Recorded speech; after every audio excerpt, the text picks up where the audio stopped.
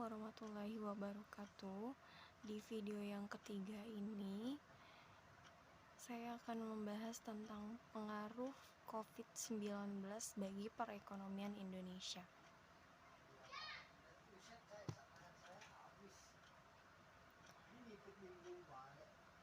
COVID-19 merupakan keluarga besar virus yang menyebabkan penyakit mulai ringan hingga berat, seperti common cold atau pilek, dan penyakit serius seperti MERS atau SARS.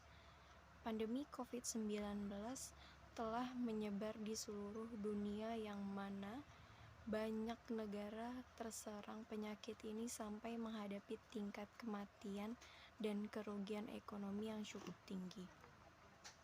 Pandemi COVID-19 menyebabkan peningkatan angka pengangguran. Pandemi COVID-19 memberikan dampak yang signifikan terhadap perekonomian masyarakat. Banyak masyarakat yang mengeluh dan terhenti aktivitasnya karena pandemi COVID-19. Merebaknya wabah virus corona atau COVID-19 membuat pemerintah menutup pintu bagi kedatangan dari Tiongkok. Tak hanya wisatawan, sejumlah produk asal negeri Panda itu pun dibatasi. Tindakan tersebut dapat berpotensi terhadap perekonomian Indonesia. Di sektor pariwisata, kunjungan wisatawan Tiongkok yang saat ini jumlahnya terbesar kedua diperkirakan menurun. Begitu pula pada sektor investasi dan perdagangan.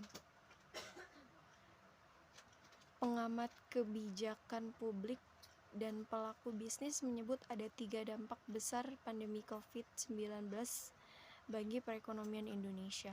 Dampak yang pertama menurutnya adalah melemahnya konsumsi rumah tangga atau melemahnya daya beli. Dampak kedua dikatakannya adalah bahwa pandemi COVID-19 ini menimbulkan adanya ketidakpastian kapan akan berakhir, sehingga di bidang investasi juga ikut melemah dan berimplikasi terhadap berhentinya sebuah usaha.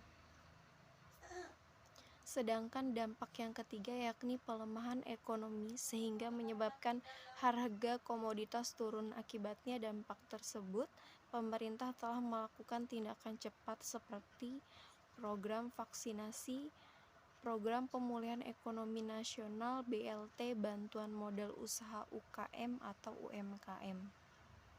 Terhambatnya aktivitas perekonomian secara otomatis membuat pelaku usaha melakukan efisiensi untuk menekan kerugian.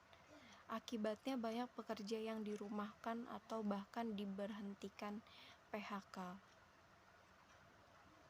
Berdasarkan data Kementerian Ketenagakerjaan Kemenaker per 7 April 2020, akibat pandemi COVID-19 tercatat sebanyak 39.977